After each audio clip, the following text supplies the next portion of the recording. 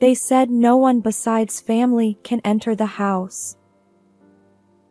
It was an extremely hot summer day. When I visited my newly married daughter, she emerged from the storage shed in her in-laws' yard, looking gaunt. When I peeked inside, I saw a mattress laid out. She revealed that she had been sleeping in the shed, where the temperature had soared beyond 40 degrees Celsius. What kind of treatment is this for my daughter? I won't stand for it. Furious after hearing everything, I took her away, disappearing from their sight. As a result, her in-laws turned pale, and in the end, they were trembling with fear. My name is Beth Anderson, 60 years old. I work for a local company, handling office duties. My husband passed away when I was young, and I raised my daughter, Billy, all on my own. There were plenty of hardships, but we always supported each other and overcame them. Billy grew into a resilient and kind woman. When she landed a job at a major company after graduating from college, we celebrated together. Eventually, Billy got married and moved out. Is Billy doing well? Surely, she's being cherished in her new home, right? I suddenly recalled the time before her wedding, when our families first met. Billy's fiancé was Ash Jordan, a nationally renowned professional golfer. He was from the same region, and he told us he was based locally. I was surprised, never expecting her to bring home such a famous person. They met at a golf event, it seemed. At the meeting of our families, Ash looked me straight in the eye. I vow to protect Billy for life once we're married. I want to walk through life with her. Looking at my daughter, I saw that she, too, had a determined expression. I want to marry him as well. Overjoyed, I supported their decision. Ash's parents seemed nice too, and his father said, Once they marry, they'll live with us, but we'll take good care of your daughter. I was confident that I could entrust my beloved daughter to them. So, Billy married into their family, moving 3 hours away from me.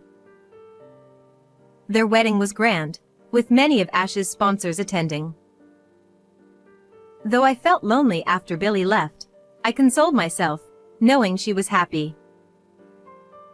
For a while after Billy got married, she would reply immediately whenever I messaged her to ask how she was doing.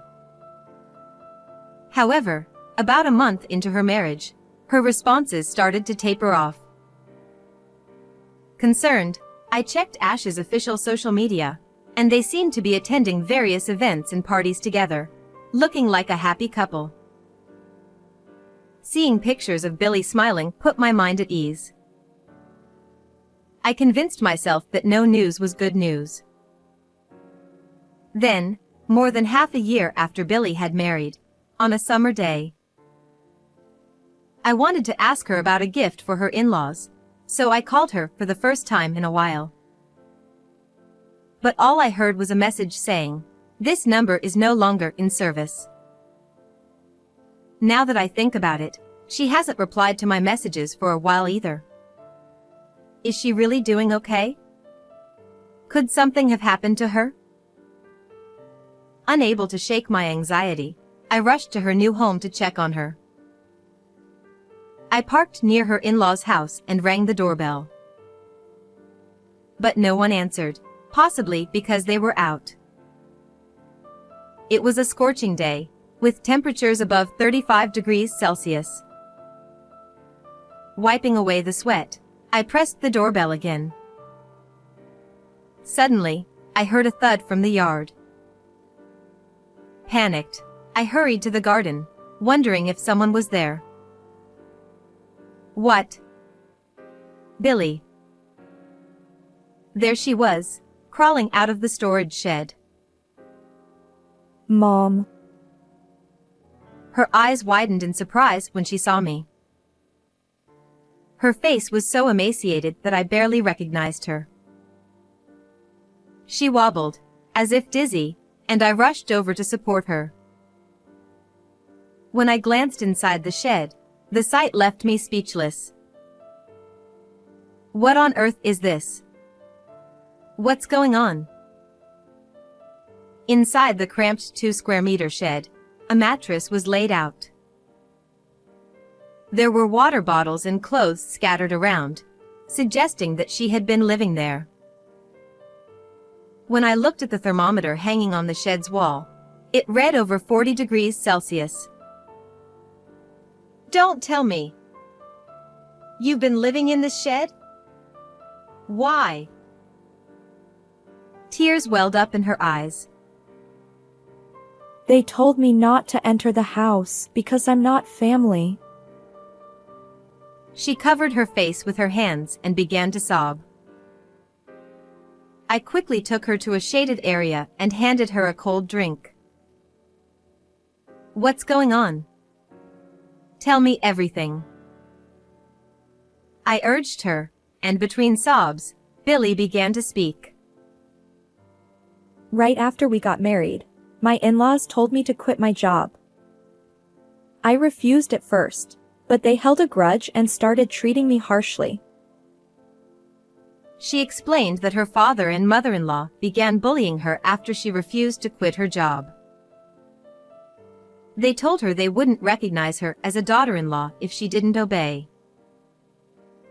Eventually, under immense pressure, she quit her job, but their abuse only escalated. A month into the marriage, my father-in-law said, "You're not family, so you can't stay in the house. Live in the shed." She wasn't allowed to eat with the family, and they gave her leftovers. She couldn't even use the bathroom, so she bathed with the garden hose. Her once shiny hair was now damaged and brittle. My mother-in-law said I could only enter the house to do chores. They made me do all the housework under supervision, like a servant. That's awful. Didn't Ash try to protect you? Billy shook her head. He always turned a blind eye. Whenever I tried to talk to him, he ignored me. But for events and parties, he made me go and pretend like we were a happy couple. I didn't want to believe what she was telling me, but her gaunt appearance and the state of the shed made it clear that it was all true. Why did you let them treat you like this? You should have left sooner. Billy began to cry even harder, trembling as she spoke. Because my father-in-law said he could get you fired at any time. What? Me? Yeah. He said he's connected to someone important at your workplace and could get you fired whenever he wanted. I couldn't let that happen because of me. What a horrifying thought. My daughter had endured this nightmare for my sake. And Ash. Listening to everything she had to say, I finally snapped. How dare they treat my daughter like this? I will never forgive them. I placed a hand on my daughter's shoulder and looked her straight in the eyes. We're leaving this place right now. Come on, let's go. Without delay, I put her in my car and we drove away from her in-laws' house. And just like that, my daughter and I disappeared from their lives. To ensure they couldn't track us down, I took her to a hotel to rest. It's been so long since I've slept in a bed. Hearing such a heartbreaking comment, I watched her fall into an exhausted sleep and began planning my revenge on them. That night, I received a call from my son-in-law. Ignoring it, I was soon bombarded with calls from my in-laws as well. But I didn't answer any of them. According to the neighbors, the day after I took Billy away, the three of them were making a scene in front of my empty house. Still, I refused to answer their calls. 3 days later, I finally decided to answer a call from Ash. Finally. You're the one who took Billy, right? He shouted angrily the moment I picked up, showing none of the kindness he once had. I remained calm and composed as I answered, "Yes, I did." Give her back now. She has to attend today's charity event with me. He snapped at me impatiently, but I ignored him and demanded to know why Billy had been mistreated at his parents' house. Ash scoffed. That's her fault for not getting along with my parents. That's no excuse to make her live in a boiling hot shed. She's lucky she even had a roof over her head. Anyway, just return that servant of yours already. My parents are furious. Ignoring his ranting, I hung up. A few hours later, I found myself at the venue of the charity event that Billy and her husband were supposed to attend. I kept a low profile and watched from a distance as Ash and his parents were being interviewed. They were asked, "Where's your lovely wife today?" and the three of them looked pale, fumbling for words like, "She's not feeling well." At that moment, I stepped onto the stage confidently. "Excuse me, everyone, may I have your attention? I am Billy's mother. There's something I need to share with you all." When I greeted the audience that way, attention quickly turned to me with curious murmurs of what's going on. From the corner of the venue, Ash and his parents looked shocked, their faces filled with fear. "I have something my daughter would like to share with all of you. Please turn your attention to the screen," I announced. As I spoke, I operated the computer on stage, and Billy's face appeared on the large screen prepared for the event. I had set up a live broadcast connecting the venue to the hotel where Billy was hiding. After a brief greeting, Billy got straight to the point. Everyone, since becoming Ash's wife, I've endured terrible treatment at home. I wasn't allowed inside. As they said, no outsiders, and I was forced to live in the storage shed, even in the sweltering summer heat. When I projected the photos of the shed, which I had taken when rescuing her, the audience began to murmur in shock. I've also recorded the verbal abuse from my husband and in-laws.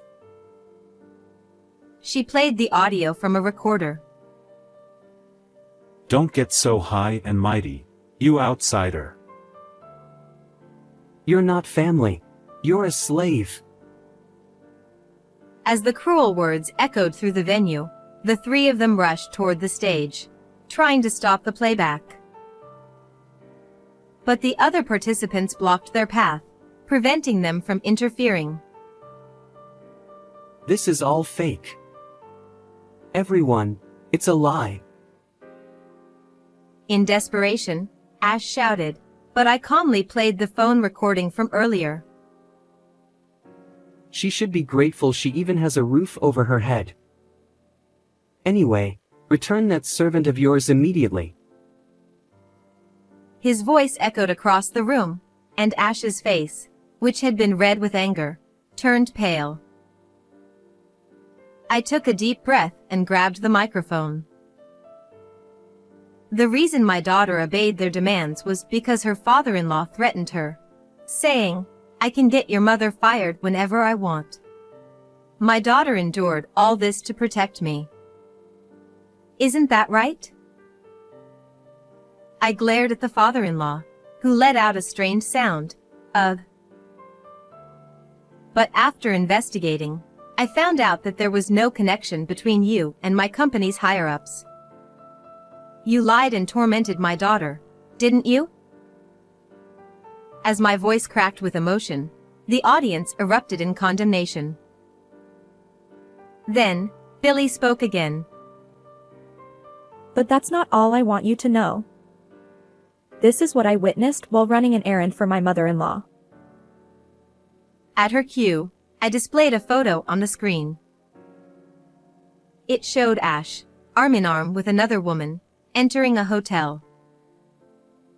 One of the attendees shouted, "Hey, isn't that Monica Christine, the pro golfer?"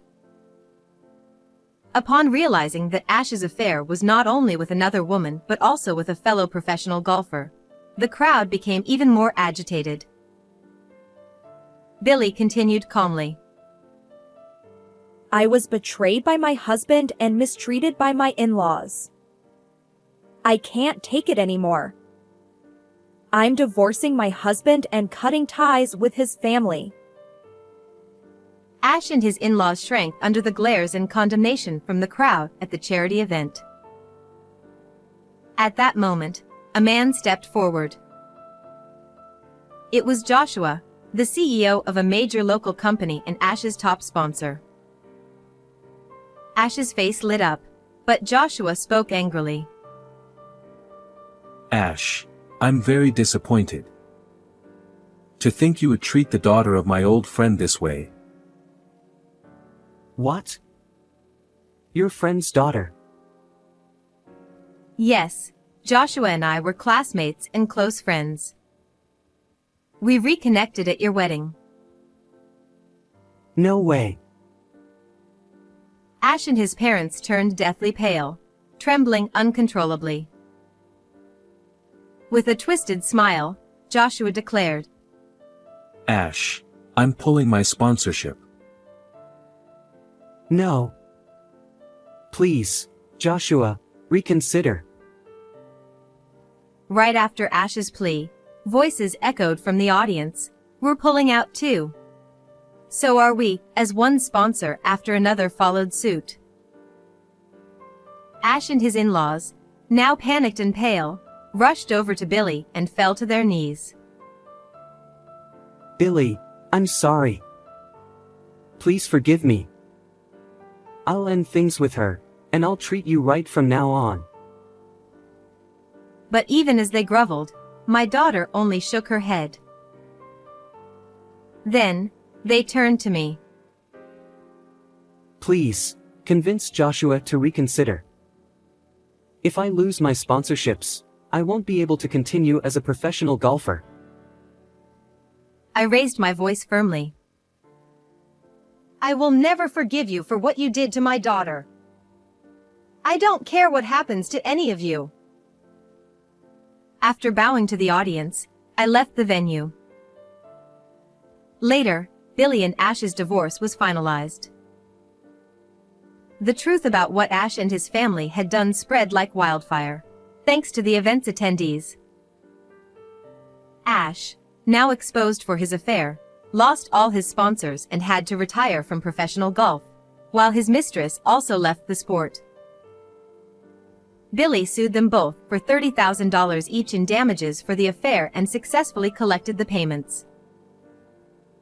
Ash's family, now infamous in their neighborhood as the heartless family who made their daughter-in-law live in a shed, was forced to sell their house and move away. Jobless and relying entirely on Ash's income, the family now lives in a rundown apartment, working part-time jobs from morning till night. It's all their own doing, and I feel no sympathy for them. As for Billy and me, we now live together. She's slowly recovering and currently working at Joshua's company. I'll continue to watch over her, hoping she finds true happiness one day. How did you like this story? Please don't forget to subscribe to the channel. I'll see you in the next video.